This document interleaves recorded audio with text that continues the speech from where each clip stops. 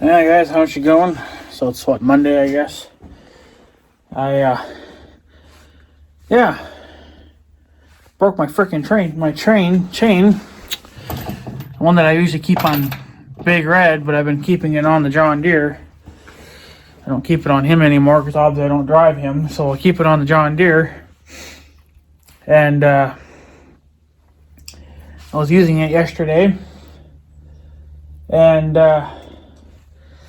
yeah, I guess I pulled a little too hard or something, and then I broke a bloody link. So fortunately, there's only two ways you can really fix a chain that I'm aware of, and one is not going to happen because I don't have any more of these guys. This is kind of like the dirty way of fixing a chain. Just a screw-on link. You can go this route, but these things tend to break after a while if you don't keep an eye on them. If they get loose, well then they start to break. They bend and they break. So I guess I'll have to fix it the other way. And that's the chain that broke. Obviously, it broke a link. And this chain's not that old, so I'm surprised that I even broke a link. What I did. Yeah, well, not sure what I did with it now, but so basically, let's see here.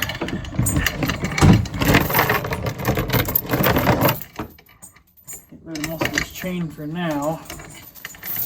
So yeah, well there's the link that broke, and it looks like it's obviously a fresh break. It hasn't been broken for quite a long time. There was no rust inside there. If there was rust inside there, even just halfway, then that means this link has been broken. It's been broken for quite a long time, but this is all fresh, so it obviously broke when I was using it, so just throw that in the scrap. So what you could have done is if you had one of those screw-on type links, then you could just link it back together, and then boom. Now there is a third way you can do this too, and this is what my uncle likes to do. He'll bolt it back together. He'll use a bolt, and he does that because his chain has to be a certain length for when he moves bales, obviously, with it. So like if he lost even this much chain in his chain, then it would be no good because he wouldn't be able to move bales. Now I could do the same thing. Problem being is I don't think I have bolts that small. These are all my big ones for the cultivator. So I don't think I have any small ones. I thought I had some small ones, but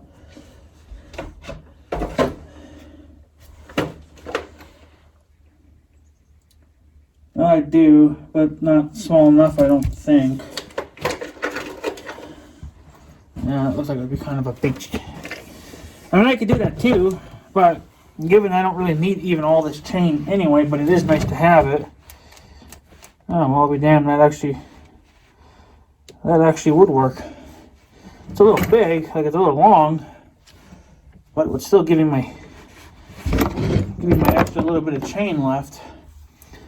But I guess what I was thinking of doing is just take the hook off, obviously the bad section of the chain, then just put that chain away, and then well, you could keep this chain obviously, and then you could take it to the hardware if you needed to get a new chain made up. But it's kind of sad because this chain is really not that old. It's only a few years old. I had another chain like this. It was shorter than this one, I think it was slightly smaller. It wasn't as big as this, but it was a little bit smaller. But I've used that chain so much that obviously the chain, the links, they were actually wearing down. They were just wearing down, right? So just from heavy use. So obviously that wasn't going to last forever. But I actually do use that chain still, but it's getting a much easier job now. We'll put a couple of washers on just for safety, I guess, or because we can. There we go. We only need 2. Now I need a damn nut. Ouch. So, it's not the first time we've broken chain, obviously. We break chain all the freaking time. So that's never nothing new, right? But, like I said, I don't need that little bit. I could just put the hook back on and then still have plenty of chain for what I use it for, but taking the hook off would be a lot of work. Oh, look at that. I got lucky with that one. So, and of course, I broke my chain, what do you know, on a Sunday, right?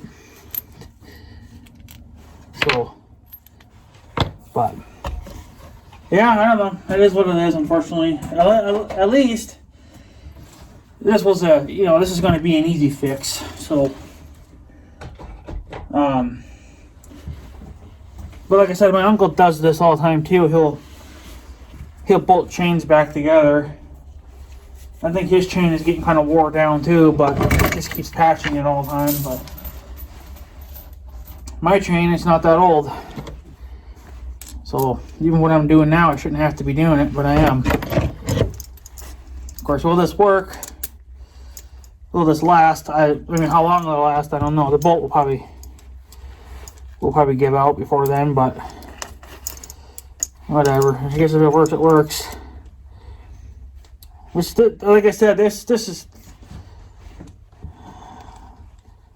I don't know. I guess there would be 2 dirty ways of fixing your chain. This is one of them, and then the other one would be one of those screw-on links. But man, I bend them. I mean, I usually only bend those big ones, but that's just because that's all I ever use are those big ones. And they can. Of course, the only problem with doing this now is that your chain is going to be, because you got to tighten this, obviously, your chain is going to be tight in this spot. So, this will never really ever really bend here. I'm going to cheat a little bit here. Use the vise, hold that in place. Okay, get out of here for a minute, buddy. So, like I said, this is oops. This is the dirty way of fixing chain, obviously, but there's nothing wrong with the chain. I just broke one damn link, so I'm not going to replace my whole entire chain just because of one bad little link. But that's kind of my fault too. I was asking too much of it, I guess, but I didn't think it would be that hard to do. But she was. So the only thing I'm worried about now is that this nut might back off at some point. I guess if you had a locking nut, that would probably be better. But I don't think I have any. I think I'm actually comfortable with a locking nut on there, but I don't know if I have any of that size. Here's one right here. Well, that'll work. I think I'm going to put a locking nut on that. I think I feel more better with a locking nut than a regular nut. Because regular nuts can get loose after a while. I mean, I guess you could. I mean, you could do thousands of things there too.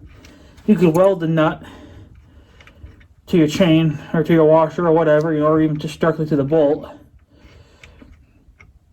That would stop that problem. But I think a locking nut is just the simplest way to go. we'll try this, I guess, and see how long it lasts. I've never done this type of repair before. I know my uncle's, he does it all the time, but I'm sick and tired of trying to fix stuff the right way. It's just like get it fixed and be done with it. So, yeah, so that's much harder to break free now, obviously. Of course, the chain will never move there now, but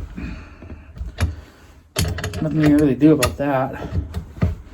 You win some, you lose some, I guess. Come on.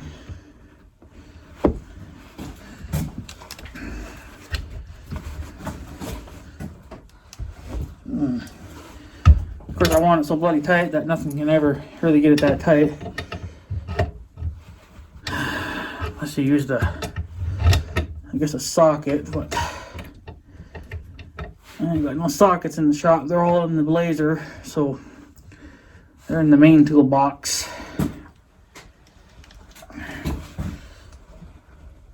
Alright. I don't think that's ever coming off unless the bolt breaks. But the only problem now is you're going to have, well, it won't be that bad, I guess. You're going to have two links that won't bend, obviously. You can see that okay on camera. You know, because it's fixed there now. But it did crush the washers a little bit, but that's what the washers are there for. It's going to help with that. Help pull it all together and make it tight again. So, yeah. So I guess I fixed my chain, but I don't know. So,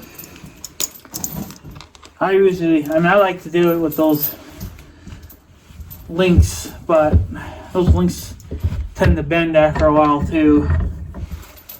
So I don't have none in this size. I got to get more. I think even the one that I have now, this is the only one I got. I mean, I got a tiny one. Even this one's not big enough for my big chain that I have. I got to get the next size up. That was just what he had left. I was like, well, it's better than nothing. So I can get rid of that, I guess. So that's it. I don't know how long that'll last. But whatever. I mean, what are you gonna do? We're not allowed to have nice things, so I kind of just stopped trying. So it's like, yeah, I want nice things, but what's the sense when you fucking break them? You break them left and right, and you got to replace them every freaking 2 days. So thought I smelled something burning, but could have been somebody just burning trash or something. Some ice sitting there. So yeah, that's kind of it. There ain't much to it, I guess, but I wish I had a better way of keeping this on the John Deere. I can't really keep it on the footrest because the footrests aren't big enough. And I don't want rust stains all over my footrest. See, that's what happened here on Big Red. When the chain would get wet. You can't really probably see it, but this is all rust in here. And that's embedded into the plastic. That's never ever going to come off. So the John Deere doesn't really have any pockets that you can use. I know that John Deere makes some things that you can put on the back of your, like, I think the one I would probably get, it would go on the back of the John Deere, because you'd have to have the click and go, or whatever the hell they call it, bracket system on the very back of the frame, and then you would put another frame or bracket on that, and then you can actually put a 5-gallon pail in there or whatever. That would make a good tool holder or something, you know. Just I'm pretty sure they come with lids, but I'm not really 100% sure. But I think the biggest one they have is it'll hold 2 5-gallon pails, or you can get just a 1 5-gallon pail or smaller. But I think the one I'd get is probably just a 2, where it holds 2 5-gallon pails. Even though I probably don't need 2, but you never know when you have to carry more shit, later on in life. It seems like as you go on in life and shit breaks, and then you're like, well, I could have had this with me and I could have fixed it in the field. Instead, I had to limp it all the way back to the yard, and then you fix the problem back at the yard. You put the tool in the machine, and then you probably never have to touch it again. So, whatever. But yeah, and then I have I know with Big Red I have a storage rack gizmo, but it goes in the receiver hitch, and I used that. Literally, I think for like the last 2 or 3 years that I plowed snow with Big Red, I would put it on the back, and I'd fill 2 5-gallon pails full of sand, and that was my rear weight for Big Red. Because I used to have sandbags on the rear, but after a couple of years, then the sandbags started getting tears in them because, well, obviously I was using rubber straps, and those tend to dig in. I could have used regular tie-down straps, but at the time I didn't have any. But now I got tons to go around. But I still have that guy that goes in the back of the receiver hitch. So I'm never going to throw it away. You never know. You might end up finding another use for it again. Even though I won't ever be plowing snow with Big Red, but I kind of would like to keep Big Red going. So if I do have to plow snow, then I can. Or if I have to plow the farm road, Big Red's really good for doing that. He plows I plowed the farm road quite a few years ago. I think it was kind of during that year when the state said, fuck you, we're not doing back roads anymore, we're just going to do the main road. It's up to you to find whoever to do your back roads. And then there was, a few months there that kind of went by, and we didn't really have anybody, and so basically the farm road never got touched. Never got touched when I needed it to be cleaned. It's still kind of iffy, even to this day. They kind of get out when they should be out first thing in the morning, but they're not. So, but whatever. But I used to plow the farm road, and actually, for only being, a 60-inch blade, snow blade, if you go 15 mile an hour, 4-wheel drive on, and, yeah, you can definitely throw some snow. So, but, it is what it is, right? So, but yeah, that's why I don't really want to get rid of Big Red, because Big Red would be better for plowing the back roads compared to the John Deere. The John Deere could do it, but it's going to be slower because you have to allow time for the blower to chew the snow and throw it out. Whereas the blade, it doesn't have to do that. It just push it off to the side real fast. And somebody left a comment on my snowblower video. It was the one. I think it was the second one that I made of it, when I was talking about the problems that I ran into, and I ran into my second problem. Some guy left a comment on my video, and he's like, oh, well, you got the auger, the one auger spun the wrong way. You have to turn it 180 degrees and then repin it. And apparently it's like out of time or whatever. It's not in line with the other one. Well, first of all, I honestly don't think it's going to really matter how it is, just as long as it's there and it's doing its freaking job. I don't think it doesn't really matter how it looks. So,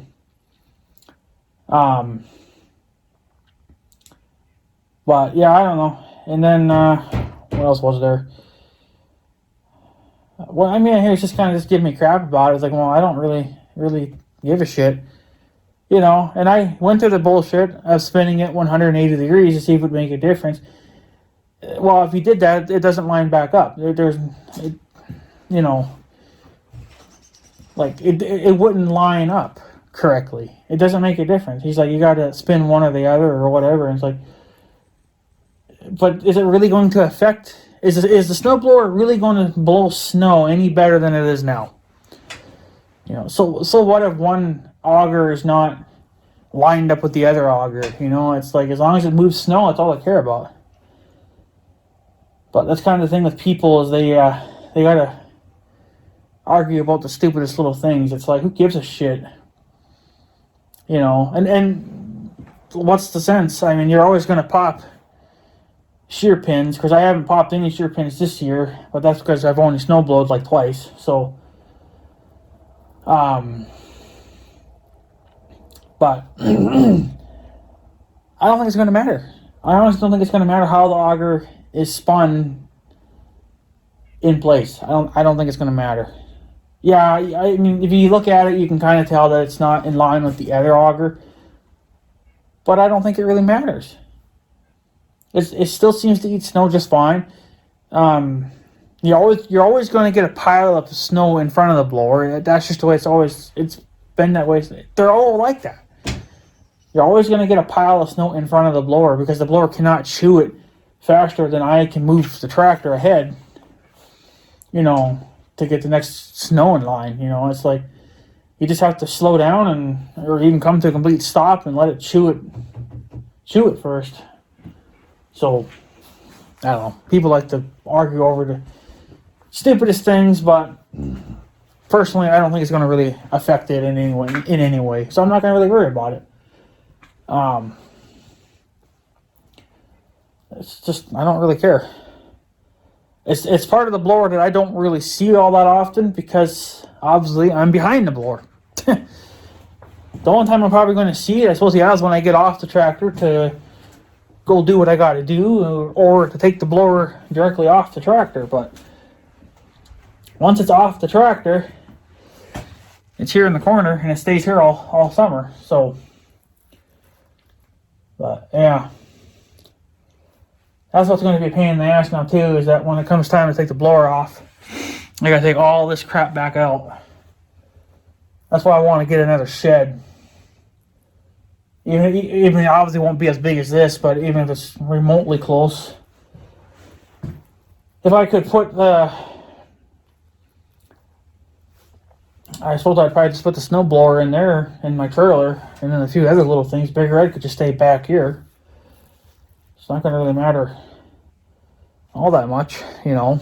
So, yeah, I could throw Big Red out in the backyard, but then it's just another fucking thing I got to mow around. It's just like, I don't want my yard turning into a junkyard, so I already got a pile of scrap metal that I got to take to the junk pile this spring.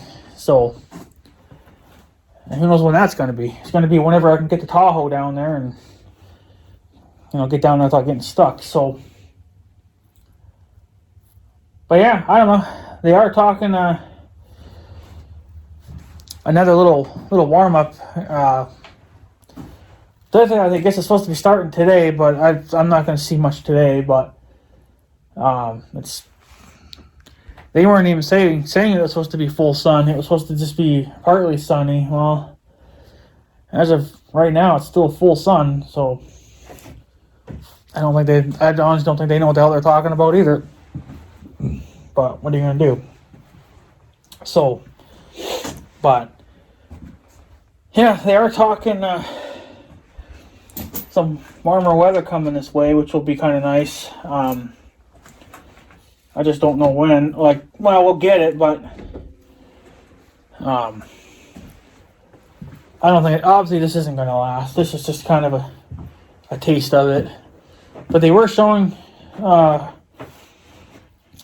few days, you know, I suppose like in the low to high 30s.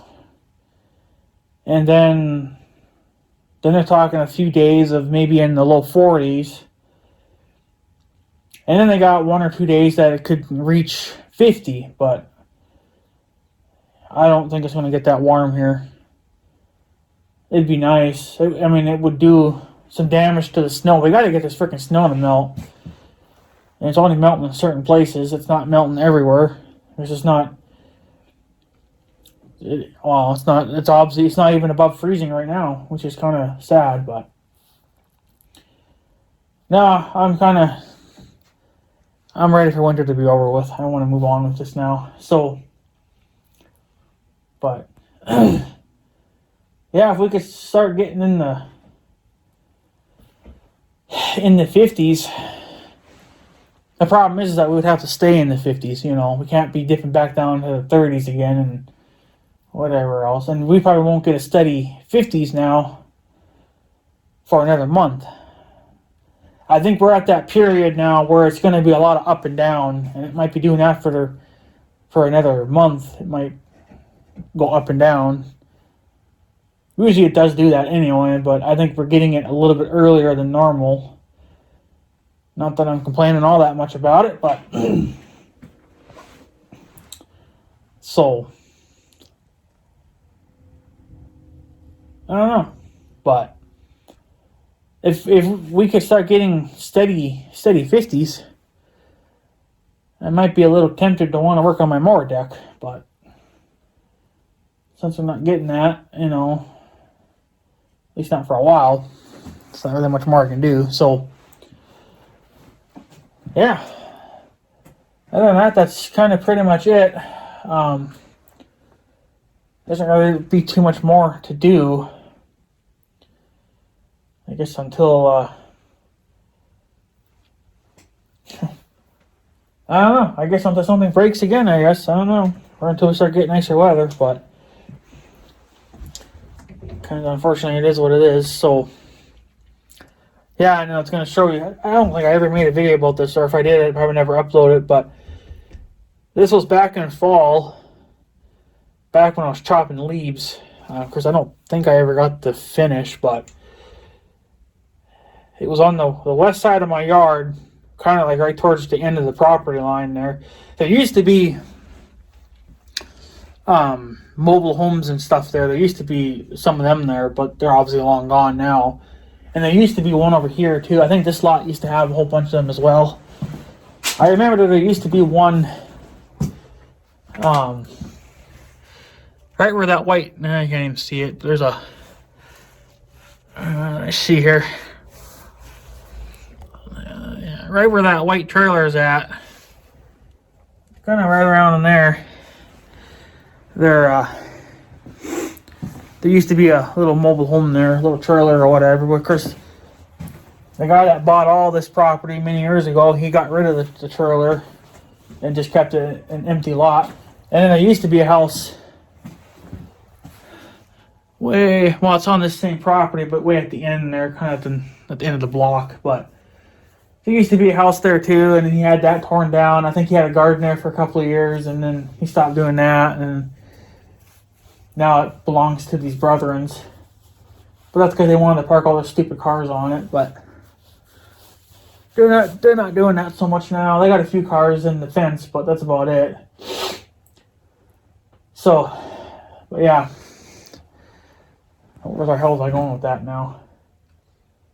I don't even remember now. I went brain dead there for a second, but yeah, well, like I said, there used to be some mobile homes there, but there used to be some here too. And well, I've lived in my house since 2009. I've never ever hit this in my yard. I never even knew it was there. So I don't know why stuff pops up. Like, I mean, you mow the yard, you know, for so many years, and it's like, okay, there's nothing here. You know, there's never nothing here. And all of a sudden, one day, there's something there. So, what did I find? Of course, well, the mower deck kept hitting it all the time. Was this. Now, what is that? Well, it's a piece of metal, obviously.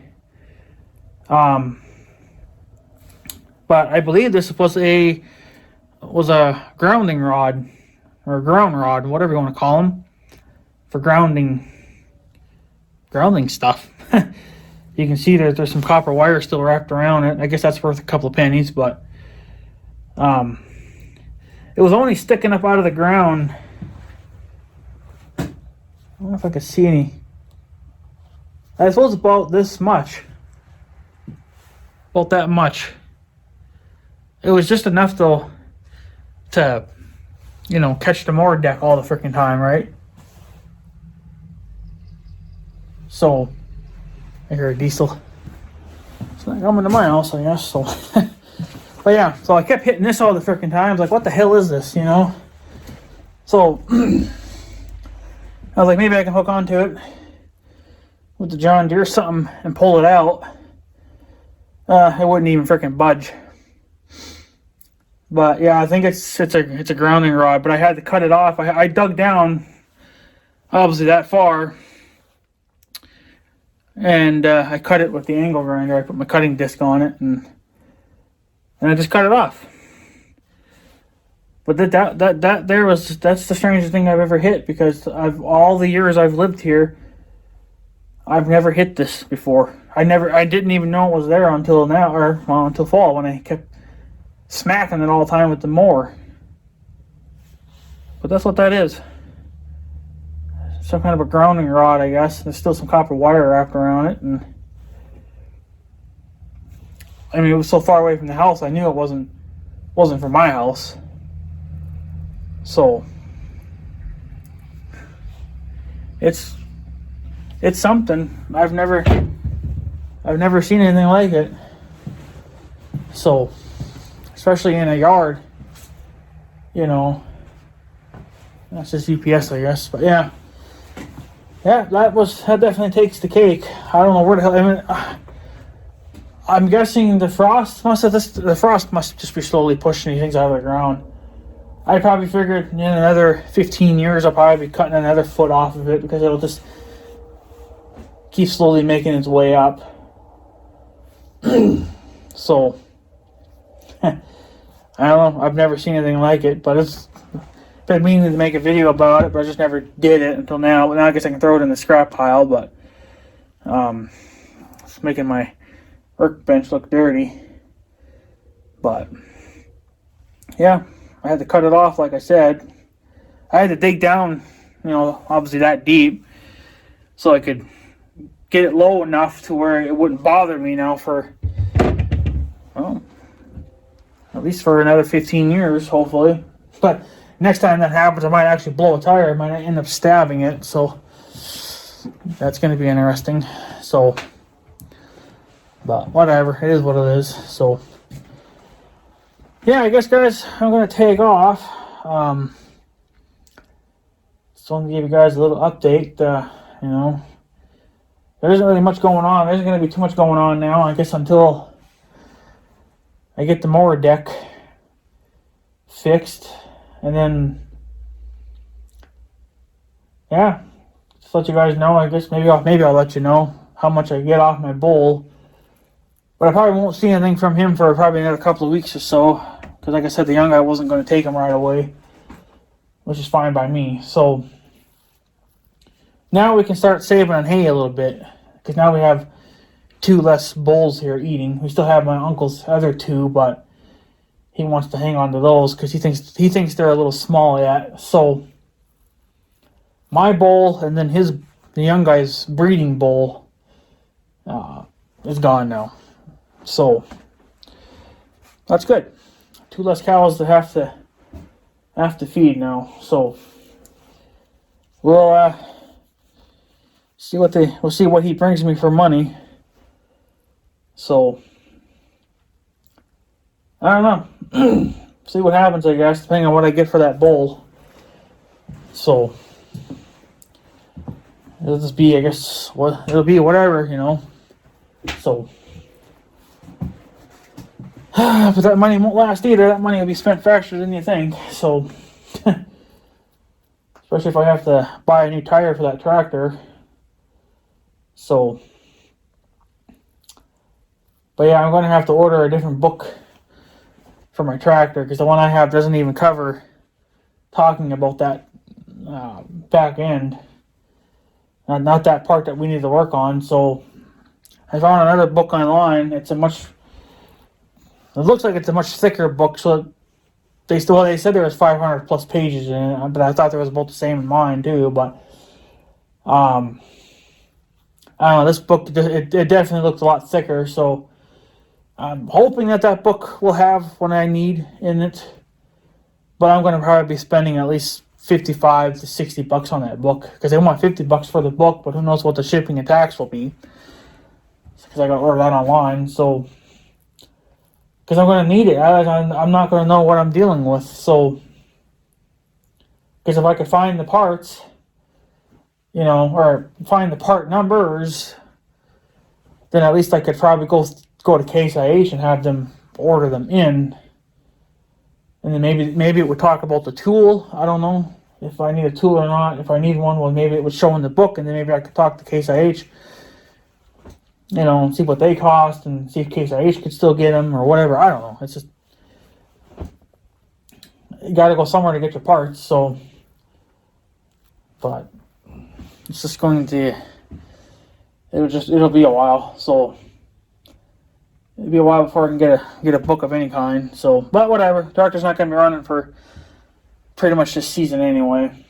So I'm not going to worry about it. I got to get my other things done and order or check Ace Hardware, see if they have a new pocket knife that I can get from them, because I still can't find my old one. No clue what the hell happened to it. So now I got to go get a new one. And I'm sure then my old one will pop up, I'll be like, oh, well, here we go. But whatever, I'm sure it's long gone by now. I guess whoever finds it, I guess they get a free expensive pocket knife then. So it is what it is, unfortunately. So alright guys, I'm going to take off, so I guess I have a good day and stuff. So yeah, thanks for watching guys. Take her easy.